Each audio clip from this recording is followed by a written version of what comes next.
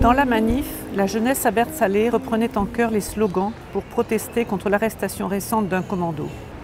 Un membre du bureau national de Eri Batasuna lirait un communiqué, perché sur le kiosque à musique, et pendant son intervention, 2 cagoulés y monteraient pour brûler un drapeau espagnol.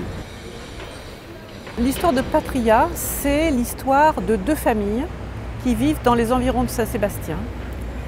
Et ces 2 familles vont être bouleversées, les 2, par un drame. Et Fernando Aramburu va nous entraîner dans l'intimité de ces 2 familles pendant 20 ans. Et il va nous montrer comment cet acte de violence a durablement abîmé chacun des membres de cette famille. Fernando Aramburu excelle dans les dialogues. C'est un livre qui est très dialogué, très vif. Et ce qui m'a plu, ce qui m'a beaucoup touchée, c'est la dimension très humaine. Les personnages sont subtils, ils ont leurs contradictions. Il y a aussi un humour très caustique qui court le long des pages et beaucoup d'humanité. Oui.